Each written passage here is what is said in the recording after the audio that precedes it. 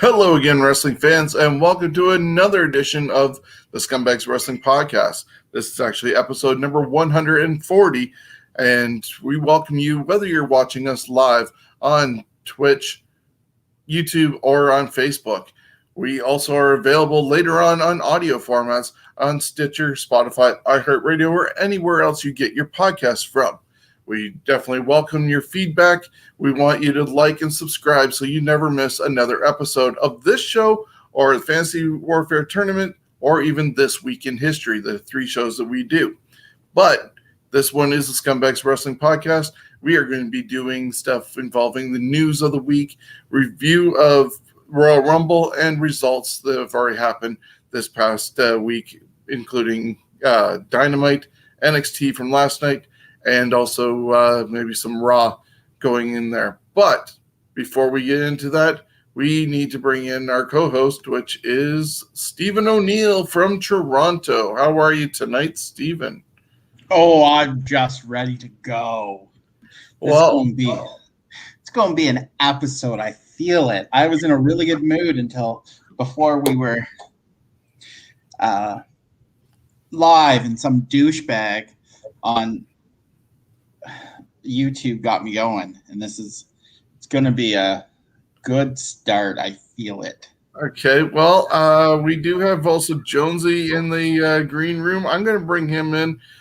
He does join us also for Fantasy Warfare Tournament, and Thursdays at noon we do the This Week in History. Now, to reference what you were saying, somebody did make some comments leading into the show, and I'm going to just post them, give this person their 15 minutes of fame, 5 minutes if less than that, depending on how long you want to rant.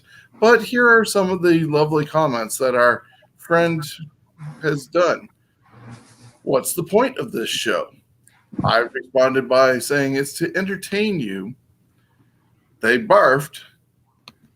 They had a comment of, oh, the excitement of the anticipation of thorough being entertained. It just warms me up like butter in the nuker. We have applause from our friend. And we have who else is watching? And this person wondering, hello. And we have some more comments along the way, but we want to say hi to Aaron Sisson. And of course, this guy is now spamming a whole bunch of things. But I'm going to give you the floor, Steven. Hey, handsome fetus. Grow some balls. Such a different. Yeah, I have the balls have my face on a podcast.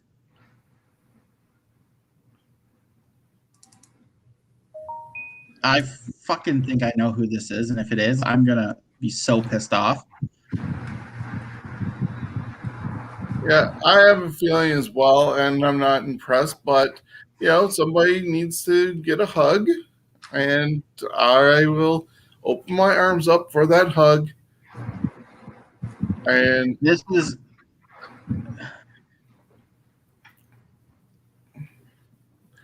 Those are the couple minutes of fame that I'm giving this person. Hey, fuckface.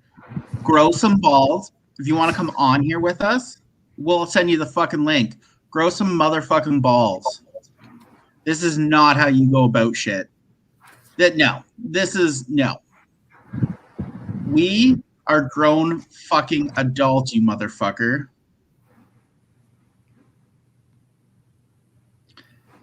Oh, you fucking idiot. I'm in fucking Toronto. I run a business that makes multi-million dollars. I live in a condo worth over $1 million in downtown Toronto, motherfucker. I am the wrong motherfucker to come after. You really want to go? Come on.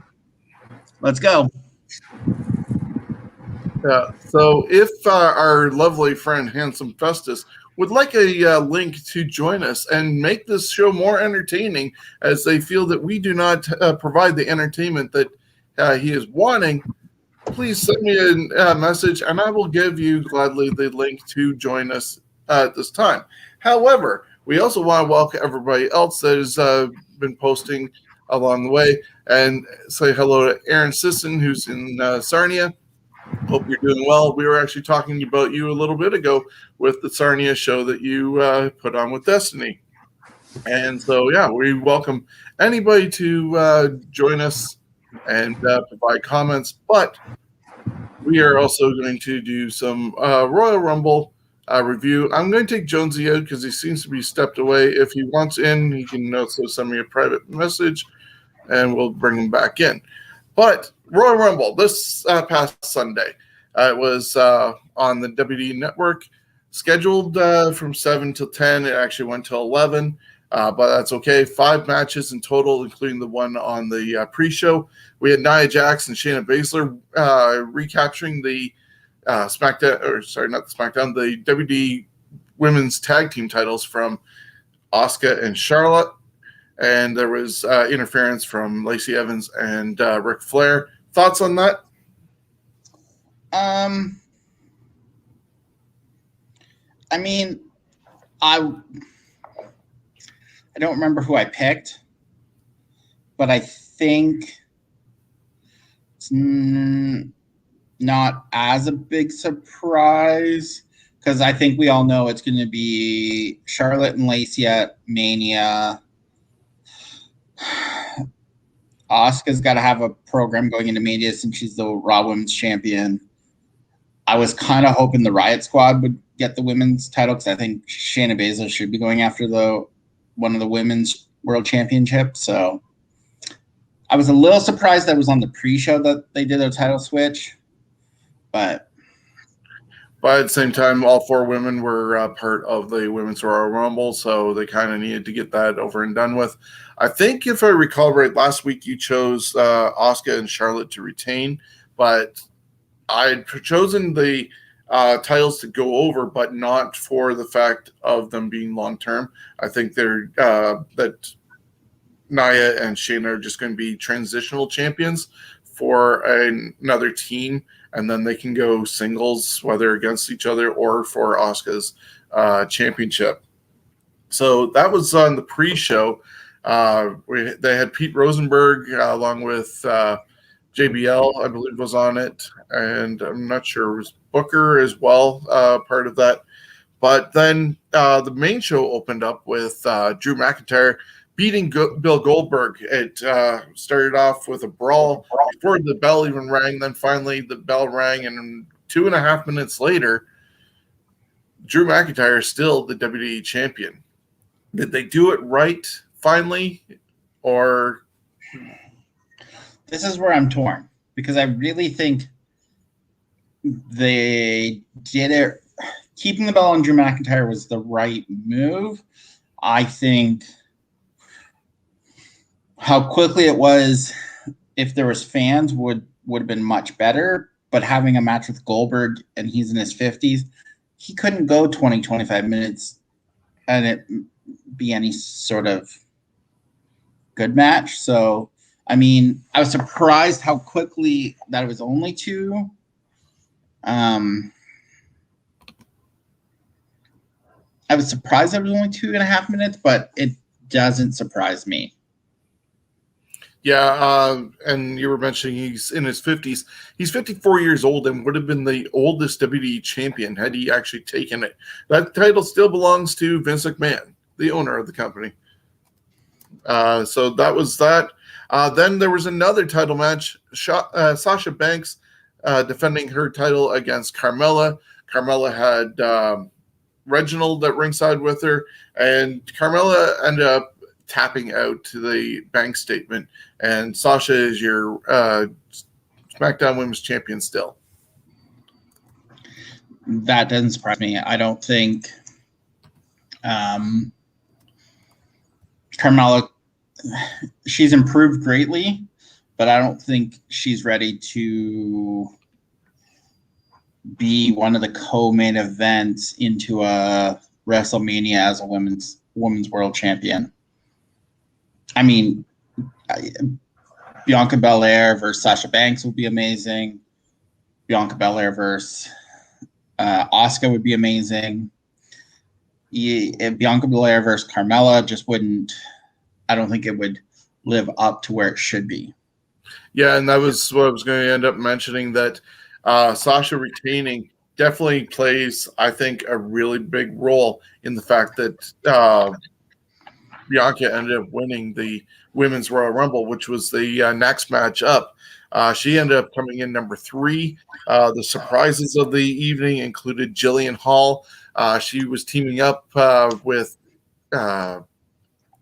Billy Kay. Billy Kay was trying to get somebody to be with her, but then Billy Kay ended up with too many friends by the time things were in there. So it was a little comedy of that part. Victoria was a surprise. I didn't think personally that she looked as good just ring wise than she normally did. Something seemed off with her, and she seemed stiff. It's been at least 2 years since she's wrestled, and she would have been nervous. I hope that she gets a run, the female version of MVP this year, because I think back in the day, she was ahead of her time. Being like, I would love to see her in her prime against the women of today in their prime, because I think her and Charlotte, her and Bayley, her and Sasha, her and Rhea, pick and choose, it would be amazing. So I do hope that she gets a little run. Yeah, same here. I think with her getting if she could get a little more ring time and under her belt, I think she would go back to the old Victoria. It'd be also nice with the fact that they unfortunately let go of Serena Deeb from her job down in NXT, and Serena's done great for herself, becoming the NWA champion and being on AEW and outstanding matches that way. But maybe Victoria could fill that hole that they lost with Serena Deeb down in NXT and bounce back and forth, be on the main roster as well. Also, I kind of figured out why they don't want them really bouncing back and forth right now. It's because you can just see the potential for a COVID outbreak. Oh yeah, I was surprised that they even had NXT women in this match. Other people that were surprises were Tori Wilson and the legend herself, Alicia Fox. And Alicia was involved with the comedy angle with the 24/7 title and R-Truth and winning the 24/7 belt and all this other stuff. So Alicia served her purpose that way. NXT stars, as I said, that got brought in were Shotzi Blackheart, Toni Storm, Santana Garrett, who's one of the trainers, Rhea Ripley, Dakota Kai, and Ember Moon. So surprisingly, they brought in some of the women, but they needed 30 spots to fill. Yeah, I mean, there's a few that I wish we would have had that obviously weren't. I mean, I would have loved to see. I really thought Tessa. I thought for sure Tessa was going to make her WWE debut, but I mean, with COVID, it's tough to add a lot of women in, because you can't really, like, how are you going to add them and not run the risk of an outbreak? So exactly. I mean, and how many surprises do you waste on a show that doesn't have any people live? If Tessa's going to come, maybe they wait till WrestleMania and have her attack one of the champions or be seen at ringside, something to introduce her with fans present. See, and I'm now thinking if she's coming, it's going to be the night after WrestleMania. Because that's like, I don't see it being at WrestleMania unless you can advertise her. Do you know what I mean? Exactly. And I don't know. It's just really trying times. How often, like I said just a moment ago, how long do you hold off and do stuff when don't do anything? Because even in the men's Royal Rumble, there was a couple surprises that might have been better for an actual event. But after the women's Royal Rumble, just to tie that one up, the ending came with Rhea Ripley, Charlotte, and Bianca Belair.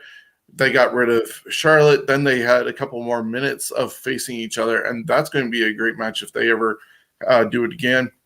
There's a lot of people posting the fact that Bianca's feet touched when they did that spot before going back into the ring to face each other. I don't know if the WWE is going to embrace that and sort of do what they did with The Rock and Big Show type deal. They could easily have Rhea against Bianca at the next pay-per-view and then give it to Bianca still and solve all that sort of mystery that way, or they just continue to ignore it and Bianca won. So they can go through avenues. I would embrace it. I think it's the perfect opportunity to make another star, because now you can make Rhea Ripley a heel if you wanted to and say she was screwed, blah blah blah, because she was she's the rightful winner. So that sets up an Asuka potential. Yeah, and it builds her up that way as well. Like, even though in a loss, she still gets Asuka, and she could dominate that. Or somehow Charlotte and Asuka trade the belt, and you get a rematch of Rhea and Charlotte at WrestleMania. Yeah, I would say that you're probably looking at Rhea or Charlotte Lacey. I think Lacey Evans is an amazing talent that's underutilized. I mean, I think she's a lot better than what people give her credit for. I don't necessarily like the sassy Southern Belle gimmick. They could really play up her military record. Yeah. But I also, I think the sassy Southern Belle could work, but it just, I don't know. There's something missing from that gimmick. Yeah, I can see that. Bianca Belair is your winner. The next match was Roman Reigns against Kevin Owens. They were last man standing, battled all over the arena or stadium, should I say, and went to the back area. We got kind of, as people were saying, a redo of Stadium Stampede or something like that from AEW when Roman took out Kevin Owens with a golf cart, and Kevin Owens jumped off a forklift from a pallet. But, that's happened in other events as well. But then they ended up going back out to the arena part or the Thunderdome and got locked up. And unfortunately, this is where they have to stop using real handcuffs because and the referee had to stop. And instead of just going with the flow and counting Roman down and making it up this Friday, giving it back to Roman, right? How they did with Kane beating Stone Cold Steve Austin on the First Blood match and switching it back the next night, they stopped the count. And I think if it weren't for that moment, that was a really great match. Roman is retaining and will face, rumor has it, Edge at WrestleMania. I really think, well, Jim Cornette was explaining in his review of the Royal Rumble on what they should have done is had the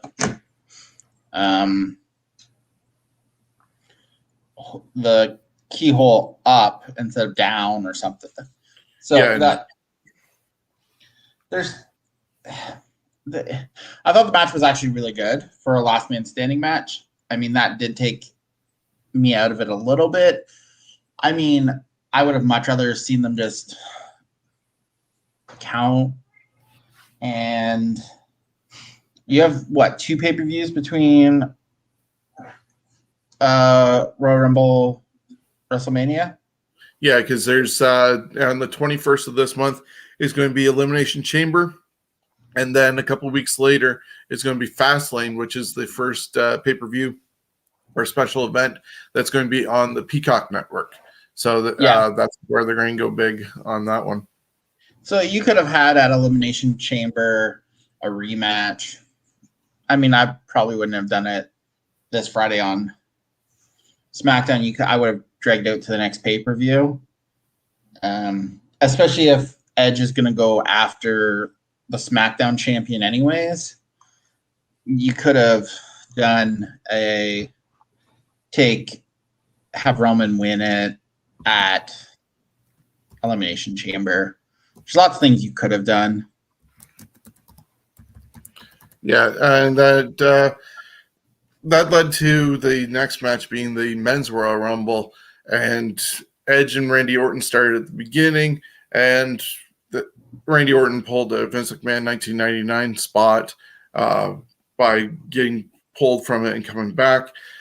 Other notable surprises were Carlito, which I thought was going to happen, Kane, Hurricane Helms, Christian, who got clearance just recently, and that made for an awesome moment where Edge and Christian reunited and had a hug.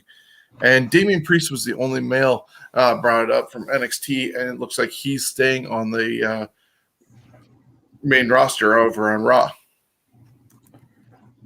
I mean, be interested to see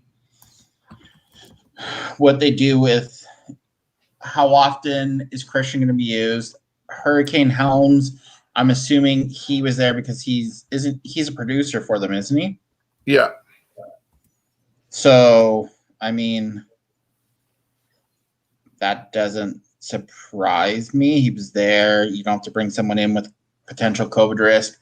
Carlito looks like he's going to be a wrestler / producer like MVP. So, I was a little surprised about Kane. But if you want to make his spot also was a way of keeping his somewhat numbers alive with how many he's been in, including as Isaac Yankem and Fake Diesel characters. He added 2 more eliminations, but I think the most important part of his brief time in the match was his interaction with Damian Priest. Yeah, I mean, I think you could have set Damian Priest up a lot better. I mean, he looked like a superstar in there with them, with a lot of those. I mean, I think they could have done a little more to make Damian Priest look like a absolute monster. Obviously we all know where that's going from the Monday Night Raw, but I mean, it's not the way I would have went.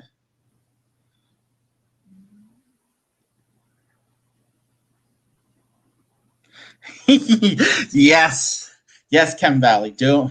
Yeah. Thank you very much, Tim Valley. Though I will give some props to our friend.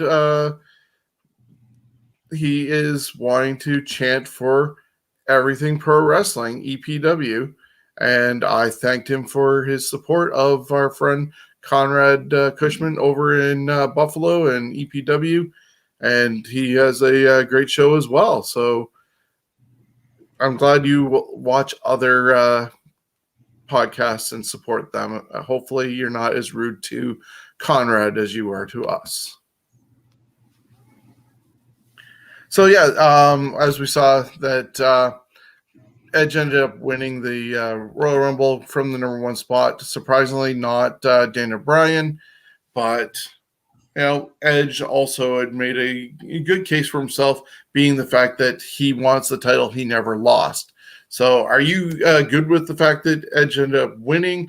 Are you disappointed that Dana Bryan or somebody else didn't win? I'm okay with it since Edge has openly said since he won it, he's not going to be a show up for 1 week and then not be around for 8 weeks. I think he was on Raw, he was on NXT that we'll talk about shortly. He's going to be on SmackDown. There's no way he's going to do 3 shows a week, but first week out of the shoot, not so bad for somebody who people are worried is going to be a part-time person. Yeah, and I can see him doing 1 or 2 shows a week. You could have him do vignettes or backstage taped and have him on all 3 shows. I think very shortly we will find out which title he's going for, and you'll specifically see him on that show, which I'm perfectly okay with. Yeah, and I was going to say that's probably going to be until he makes his official pick. He can rotate between them, and then you'll see him concentrated on that one show leading into WrestleMania. So that was our look back at the Royal Rumble that happened this past Sunday. You can always watch replays on the WWE Network and enjoy it a second time if you want to see things that you didn't catch the first time, or you just love Royal Rumbles. Like I watched 10 over the last weekend, including this past weekend, just to my love of Royal Rumble and seeing the different eras. So if you have time, because I know you listen to have you listened to the drive-through Jim Cornette's review? I did heard the drive-through. It was good. Wow. Try to do a watch along while he's talking about the shows. It's actually the Royal Rumble one is kind of on point. Yeah, well, he does skip through the women's Royal Rumbles and stuff like that, but I don't agree with that all the time. I don't think some women's wrestling, I'm going to say some, say this again, some is bad. Most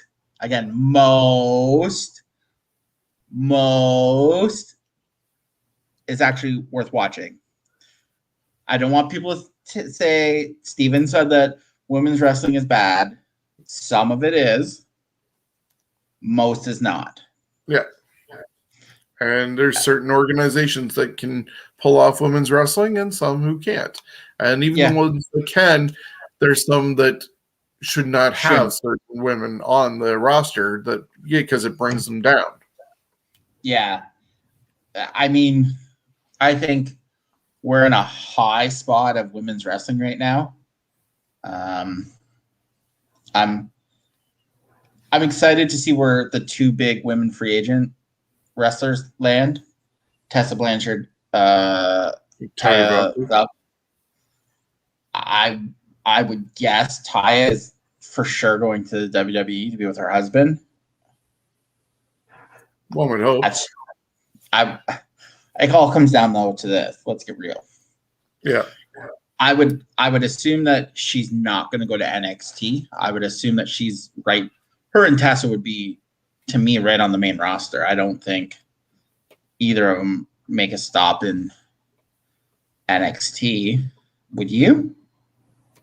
No, but at the same time, with them going against AEW, you could put them on there for at least a year and then bring them up. My thing is, they don't. The thing is, they don't need it. I would say they're going to be there maybe 3 months just to. I'm excited to see what they do with Io Shirai after WrestleMania. I feel like it's time after WrestleMania to move her up to the main roster, but they may not, because who's your face of your women's division in NXT then? Shotzi and Dakota Kai. Maybe.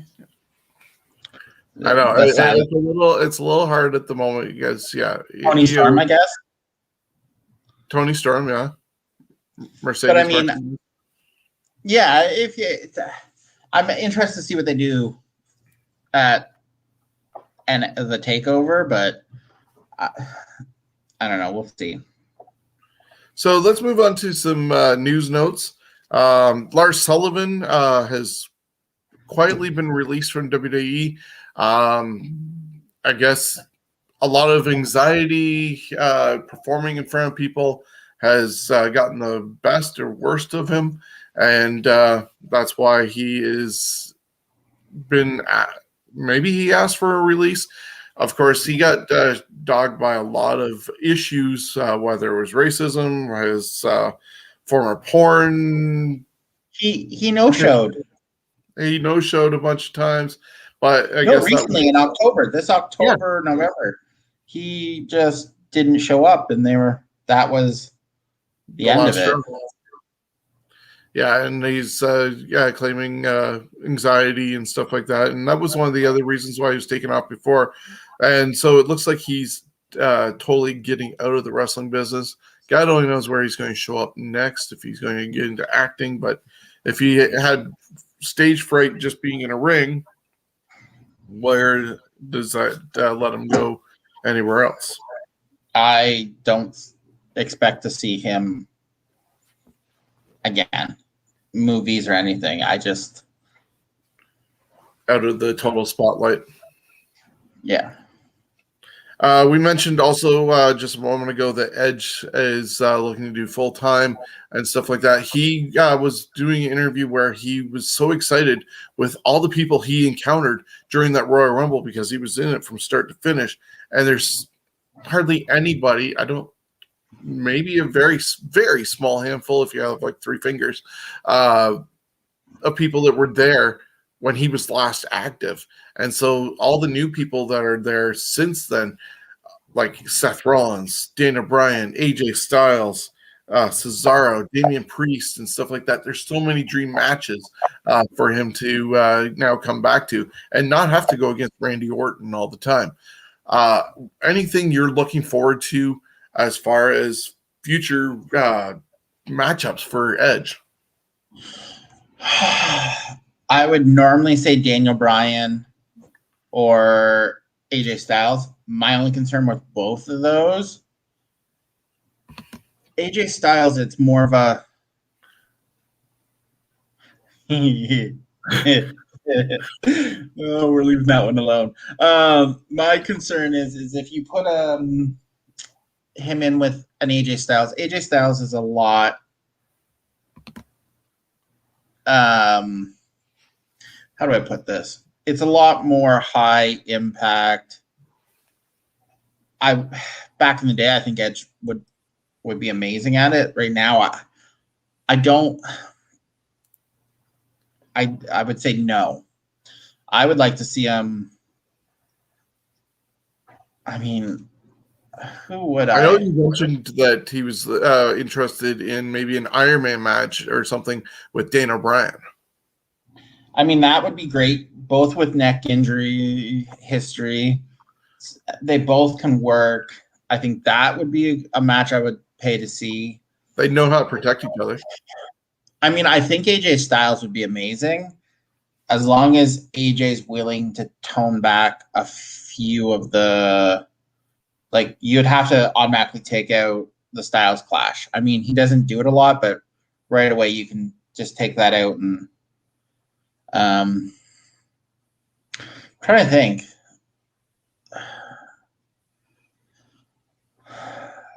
I don't want to see him face Drew McIntyre. That just doesn't appeal to me.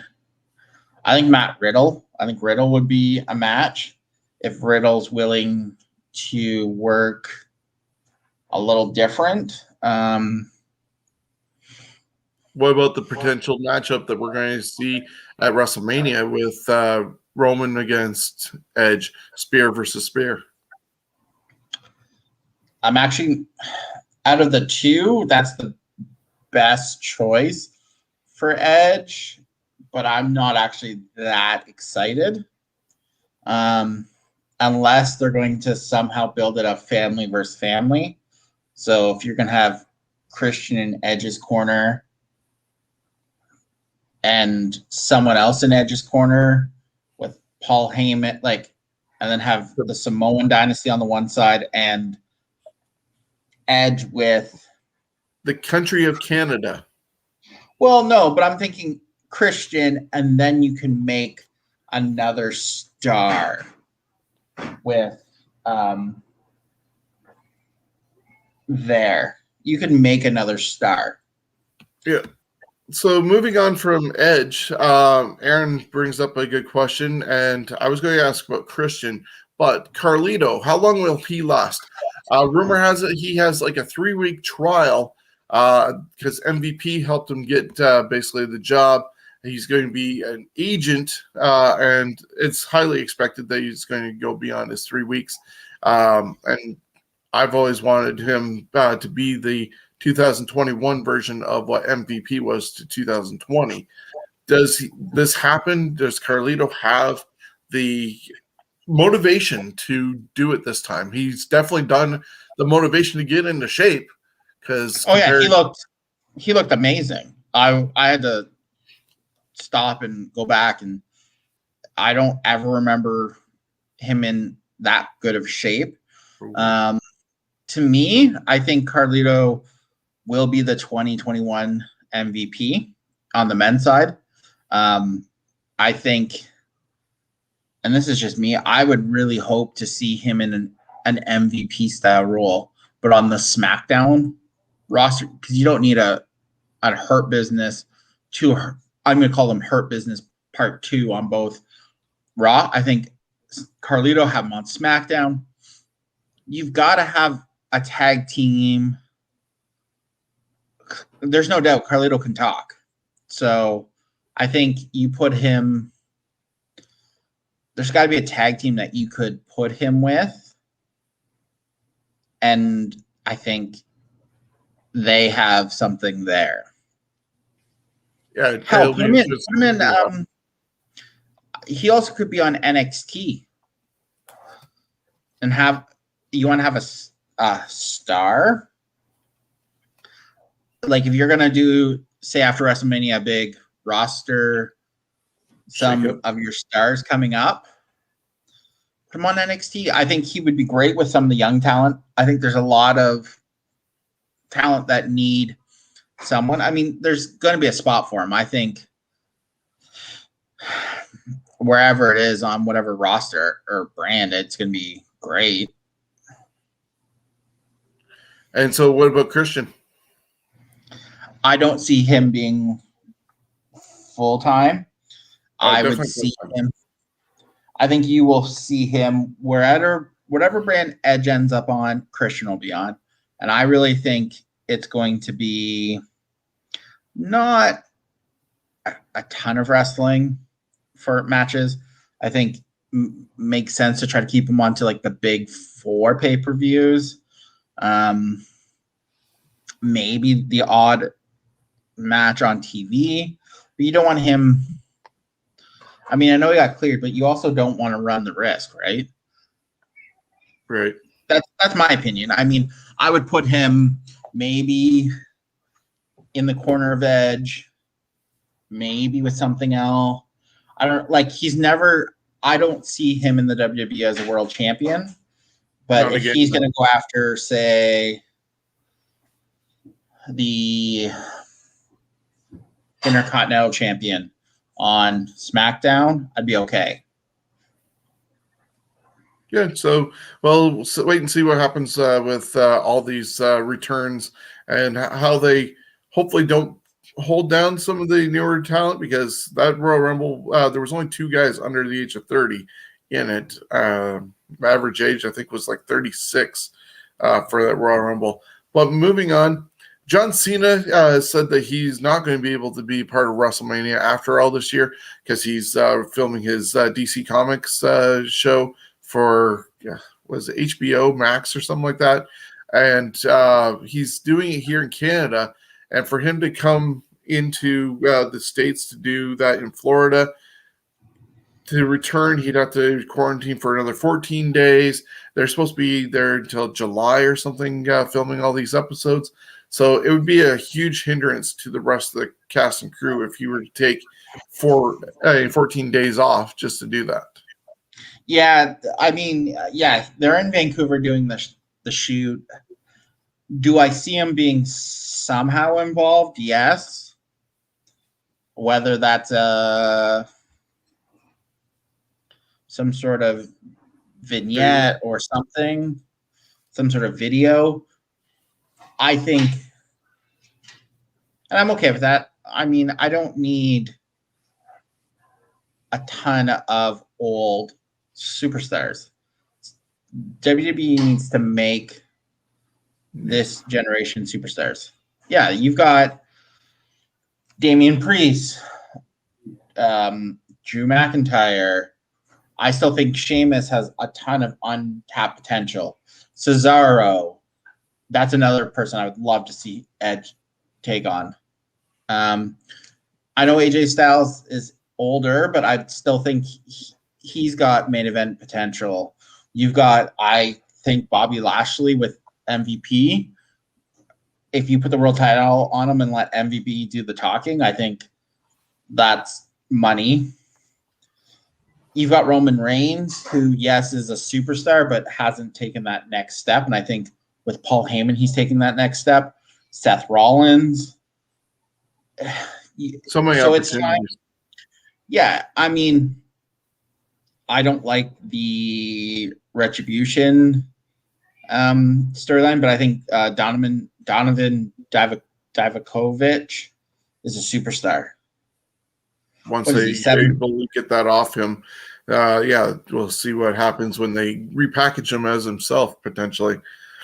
The Young Rock debuts Tuesday, February 16th. It's going to be on City TV here in Canada and NBC in the United States. The description of the show is, as Dwayne Johnson runs for president in 2032, is this foreshadowing what's actually going to happen in 2032? Will he actually run? But he takes a comedic look back at his extraordinary life through the outrageous stories of his family and youth that shaped him into the man he is today. He explores his childhood years living amid influential wrestling icons while his dad rose to fame in the business, his rebellious teenage years attending high school in Pennsylvania, and his football years teamed up with powerhouse players at the University of Miami. In his telling, Johnson explains that while his experiences have been larger than life, he remains a down-to-earth guy who still relates to the American people. Now, this is supposed to take place in 3 different eras, so they got 3 different actors to play The Rock at the 3 different ages, and it's going to be a comedy version of his life. I'm guessing on the lines of Everybody Loves Chris, or Everybody Hates Chris, should I say. The Chris Rock show that they did, except for this is going to obviously have the wrestling tones. I'm interested to see how many former talent are either brought in or what actors are hired to portray the former wrestlers that worked with Rocky Johnson and even Dwayne, depending on how far they go into his career that way. But it's half-hour comedy, Tuesday nights, it looks like. So are you interested in this show? No. I saw the preview for it, no.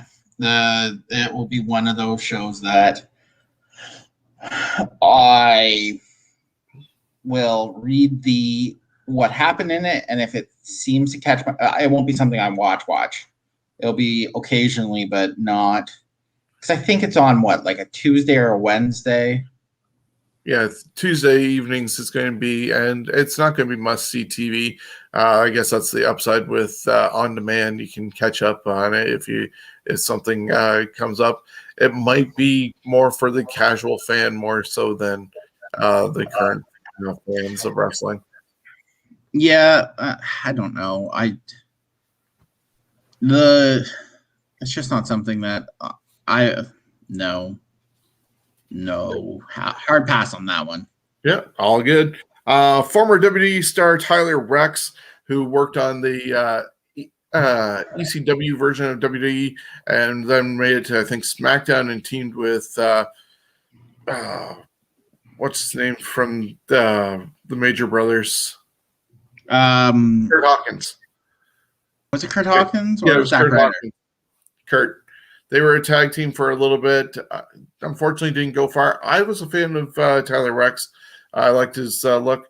But apparently, he's going to be on Extra tomorrow with Billy Bush because Gabe Tuff, which is his real name, is now Gabby Tuff and is now transgender and going by she. Totally different look, obviously, going transgender, doing female. And I guess there's talk that as a child dressed in his mother's clothes, but his wife or her wife encouraged the change to be more comfortable with itself.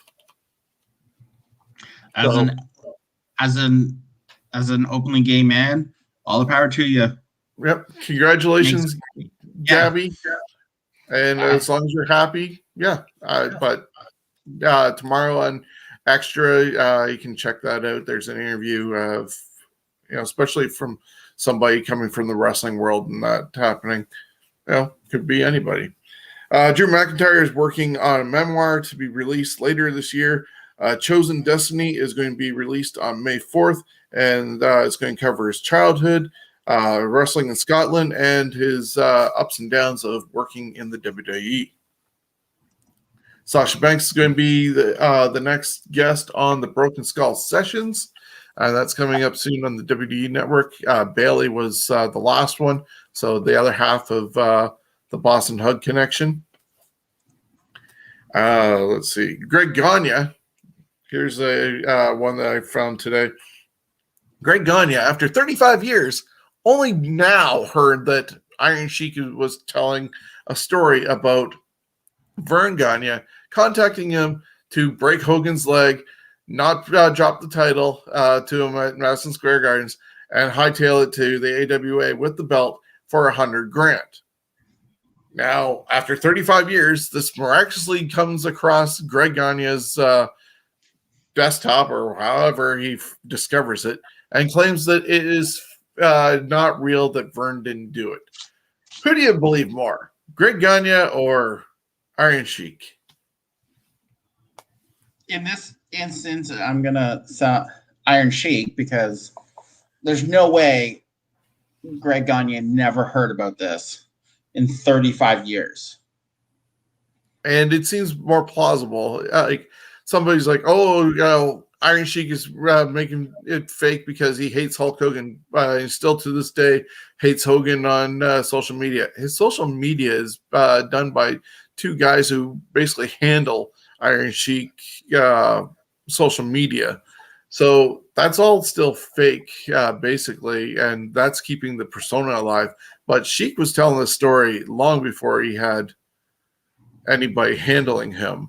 And I don't see any reason to say this was a fake thing or make it up a lie. No. Greg Gagne. I've got a piece of news that just broke. Okay, go for it. If you're done. Mia Yim has COVID. Keith Lee has not been around, so either he's quarantining for his own safety and to be with her, or he might have gotten COVID as well, but they haven't revealed that. And my final thing was about Christian getting cleared, and we talked about that. So, yeah, we're good. So WWE announced they've released Steve Cutler.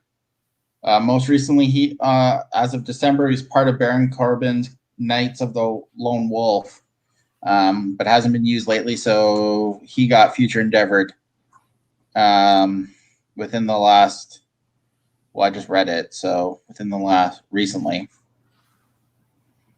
He was so from the time we started the show till now, he got, it just came out, so Maybe that's why we haven't seen that tag team with Baron Corbin after they brought him. I thought for a moment Steve Cutler was the one that was with Elias, but that's Jason Riker. Riker, yeah. That's the one that was in TNA as Gunner. Yeah, which I think he's got a ton of untapped potential as well. Something else why we haven't seen AEW's Women's World Champion Shida. She's been in Japan producing the AEW Women's Japan side of their Eliminator tournament. Yeah, so that was announced last night that it's going to be a Japanese side and a U.S. side. You want to quickly give us results from Dynamite? Yeah, these I'm not going to rank them 1 and 2 because actually I thought both shows were good. I'm going to start with NXT, but because AEW had something at the end that I want to talk about. Show opens with the semifinal match of the Women's World Dusty Tag Team Champion, Team Ninja versus Dakota Kai and Raquel Gonzalez. Raquel Gonzalez, in about a year from now, is going to be a superstar. So is Dakota Kai. They win. Tony Storm's in the back with Mercedes Martinez talking about the triple threat takeover match. Leon Ruff versus Austin Theory. Austin Theory will be a future world champion. He is the next big star, I think. Theory wins. Then there's a weird vignette with the Xia Li and Boa lady. I'm not really sure how I feel yet, so I'll give it a little bit more time. Men's Dusty Road quarterfinals, Lucha House Party versus Legio del Fantasma.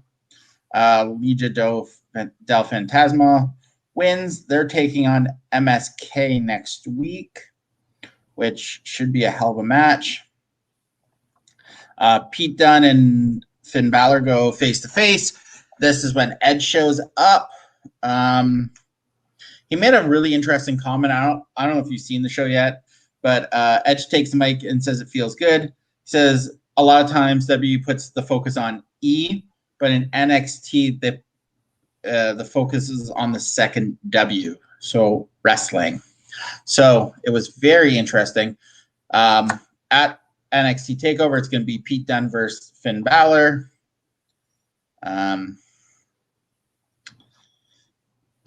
Tony Storm wins a match, lost by disqualification to Jesse Kamen because basically Mercedes Martinez and Io Shirai come.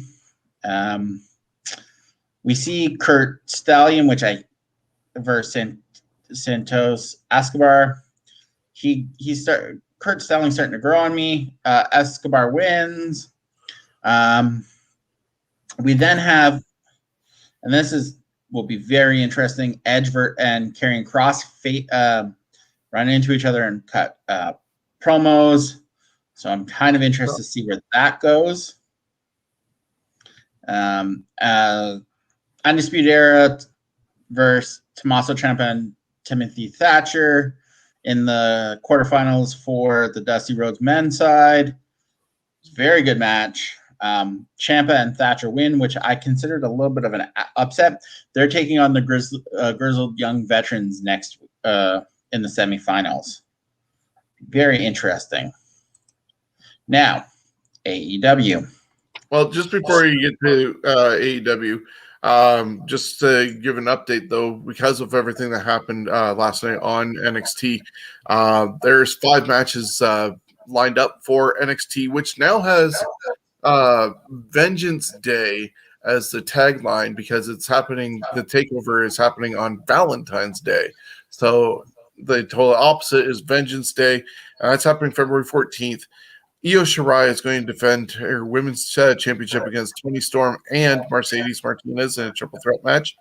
You're going to see the finals of the Women's Dusty Rhodes Classic, which they have the winner of Dakota Kai and Raquel Gonzalez taking on, or Ember Moon and Shotzi Blackheart. The winner of that match will take on The Way, which is Candice LeRae and Indy Hartwell.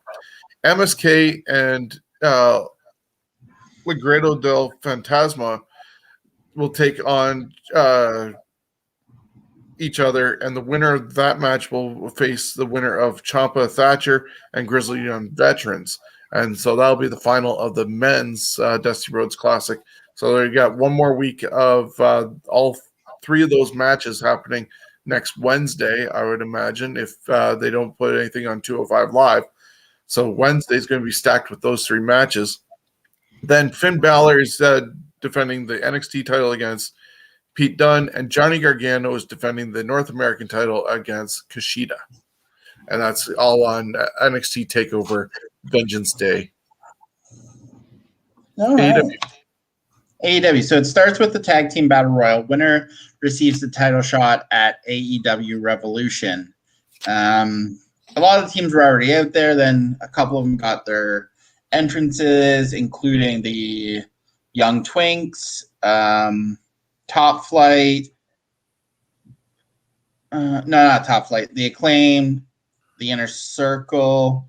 There was a lot. I was not a big fan of this Battle Royal for lots of reasons. Chris Jericho and MJF win. They receive a title match at Revolution. I really think that they could have got there the same way without the stupid Battle Royal. It's all those eliminations happened like in 11 minutes, and it was, I think, 10 teams in total that were in there. And unlike WWE Battle Royals with the tag teams, each individual had to be eliminated, as opposed to you go, if you're gone, your partner has to go with you. So 19 people got eliminated in 11 minutes. Yeah, there was, I wasn't a fan of that. I think they could have got there a different way. I also am disappointed, and I understand why they pulled FTR out, because you couldn't have FTR necessarily lose and Jericho and MJF win. I'm really hoping that Jericho and MJF don't win the titles, and I'm hoping this is where MJF turns, but I'm not sure. Then actually a pretty good package for Jade Cargill working out at the gym. It's probably one of the better packages I've seen on AEW. Shivani then brings out Darby Allin and Sting. They get not even 2 words, and it's Taz. Sets up next week, and it's going to be Darby Allin versus Joey Janela for the TNT title. Whatever. Really bored with the whole Sting and Darby Allin thing. Like, it's not special. They get maybe 1 or 2 words out, and they've overplayed their Sting card, I think.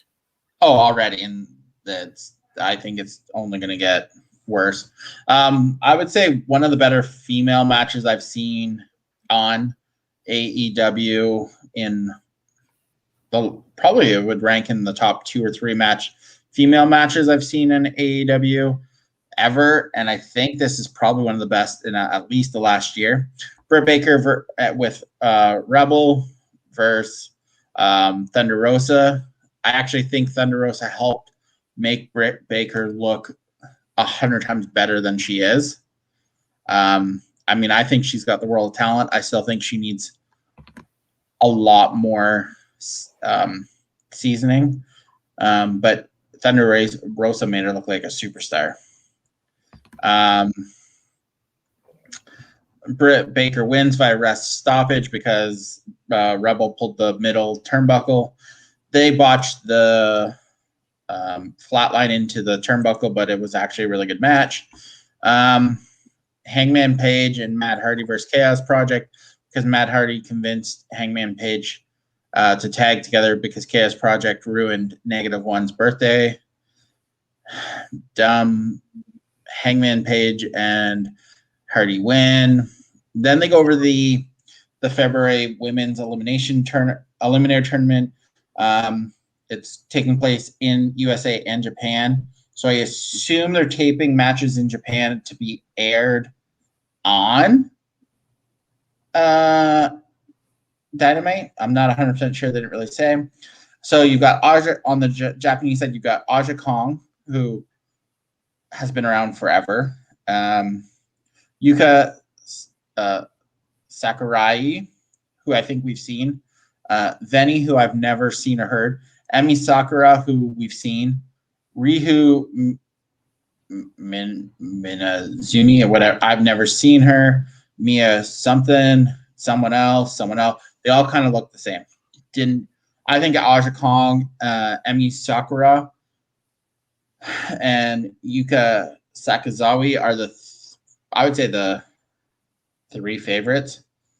On the US side, you got Serena Deebs, Riho, Britt Baker, Ty Conti, Thunder Rosa, Nyla Rose, Anna Jay, and the midget Leela Hirsch. I'm just confused that Rio is on the US side. It's because she's come, I think she's already here in the US and now she's quarantining. So I assume they want her on the US side so she can be actually on Dynamite more than we haven't seen her since March, I don't think. So I think, which I'm okay with.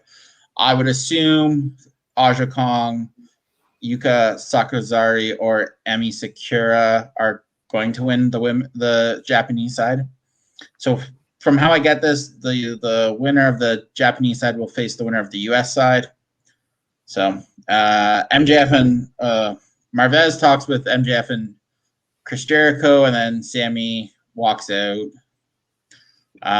Then the wedding, and I'm not even going to talk about that. I'm not going to hurt my soul.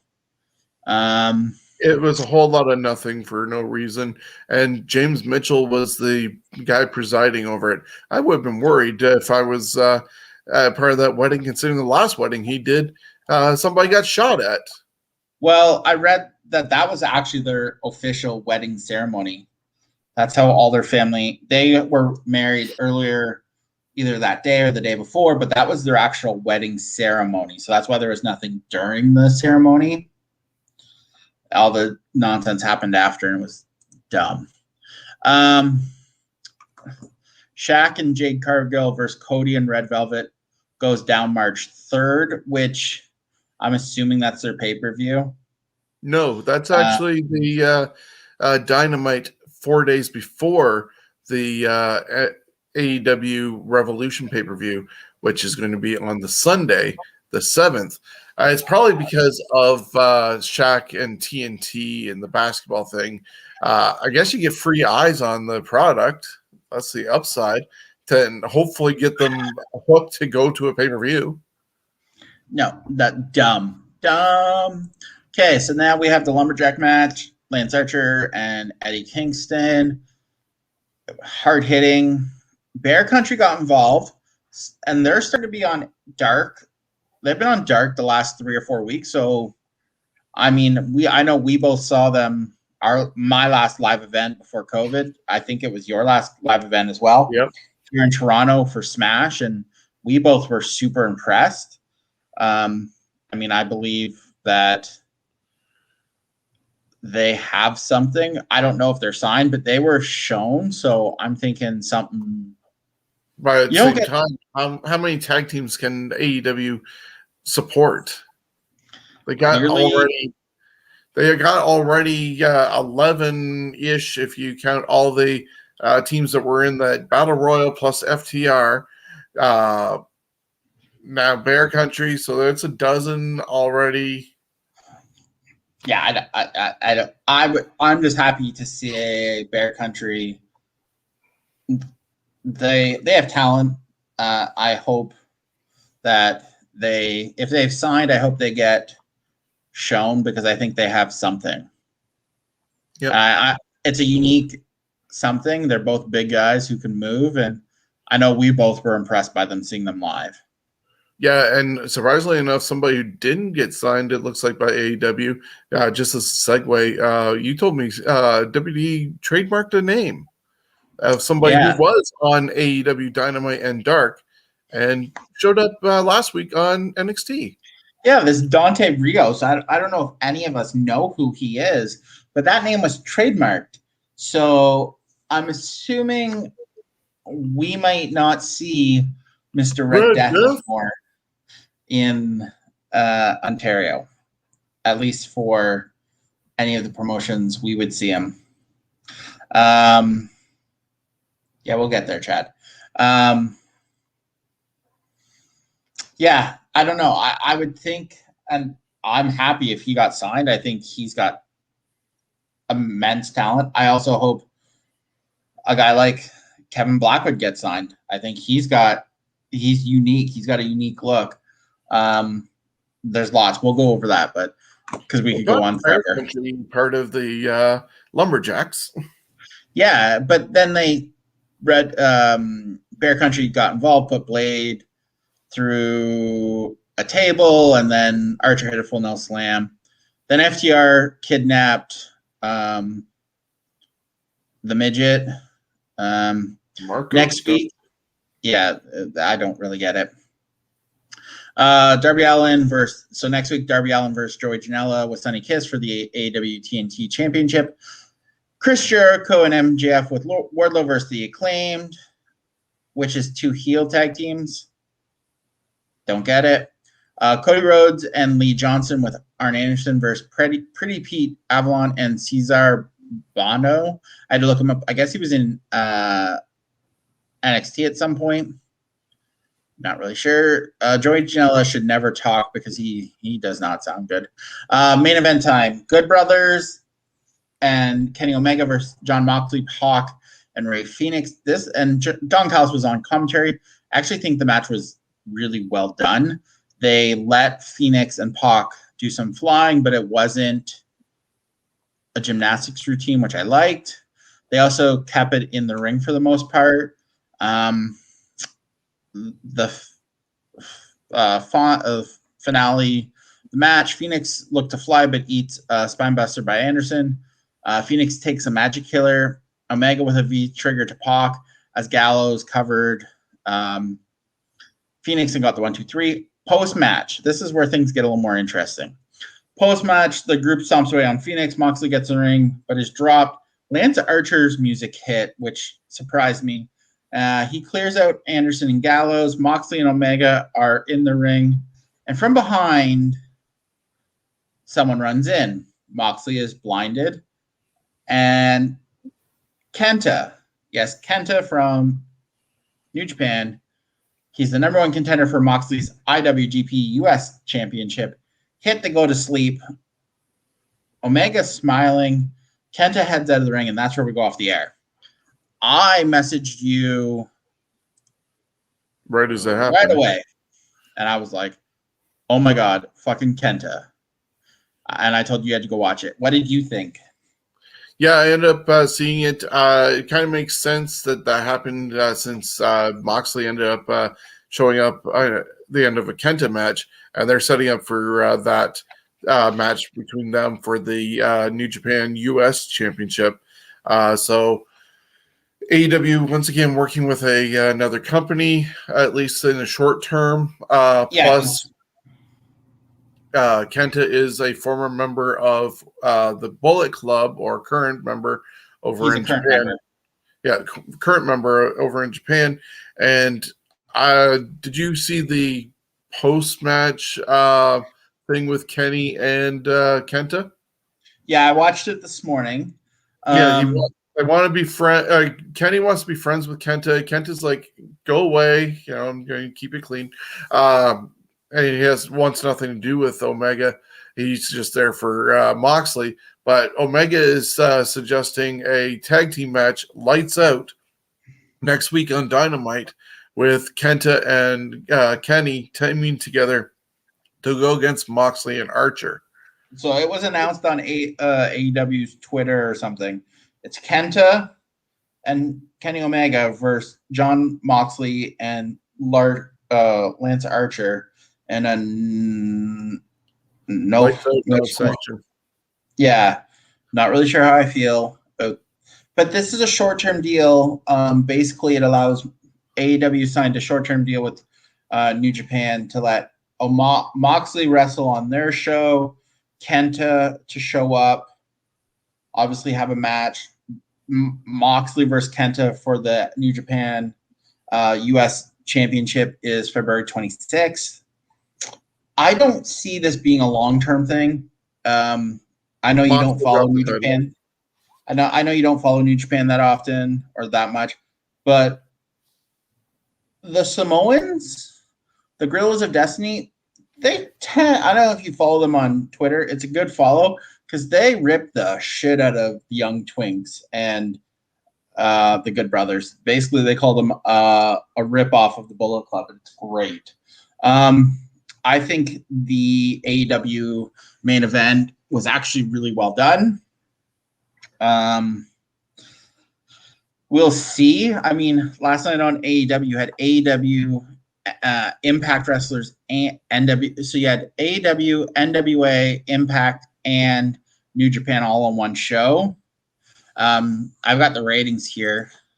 It's a lot bigger than I thought. Beach Break edition of Dynamite drew 844, and NXT drew 610. I mean, it's still 1.2 million people watching wrestling on a Tuesday or Wednesday night. I mean, WWE didn't advertise Edge until the day of. I thought it would have been a lot closer, but I mean, next week I would expect if Edge isn't on the show, it to be very close to the same numbers, especially if Kenta is wrestling. But I don't know if he is or not. I expect there to potentially be the Good Brothers there, but yeah. And the thing is, as well, I've always said the numbers would be different if NXT wasn't available on demand later on. Like, it's not appointment TV. No, I also don't expect in the long run NXT to stay on Wednesday nights. Moving to with USA and NBC, well, with NBC Sports giving up NBC Sports, basically, a lot of their programs are going to go to USA and stuff. So I don't know how they're going to do it. We'll see how this breaks down. You know, I also think once there's live fans, and I think Eric Bischoff said it this week or last week, once there's live fans, you'll actually know what the true numbers are. Yeah. Just to get back to the one thing with what Aaron asked, if Marty Scurll is a free agent, I believe he is still, and that'll be where he goes is the big question because of his background of what got him off TV and stuff like that. Might have people not from AEW not wanting him, but he would kind of fit in well with this whole Bullet Club, whatever they want to call it, sort of scenario that they're doing there. But his personal issues could be keeping him away. But then it'd be nice to send him over to, say, NXT, and you have him with somebody like a Damian Priest. Sorry, not Damian Priest, but a Killer Cross and stuff like that. So AEW's openly said they aren't going to sign Marty Scurll. They've also said the same thing about Tessa Blanchard, so I don't know if I believe them. But, I mean, I think he signs with WWE. I think WWE's money is going to be too good for some of these free agents. These are the ones that I can see. Tessa Blanchard, Marty Scurll, Davey Boy Smith Jr., Taya Valkyrie.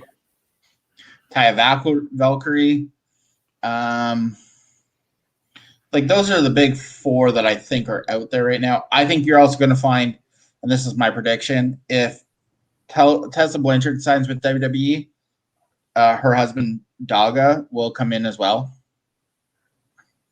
Because I think that's going to be part of it. Yeah, probably. Just last thing with AEW, their next pay-per-view is going to be, as I said, March 7th. It's Evolution. They only have 2 matches so far announced, and that's Young Bucks against the Inner Circle, Jericho and MJF for the AEW tag team titles. and Team Taz, Brian Cage and Ricky Starks, doing what's probably going to be a cinematic match, street fight with Darby Allin and Sting. And so that's coming up as their next pay-per-view. Hopefully next week on Dynamite, there'll be more things leading up to that.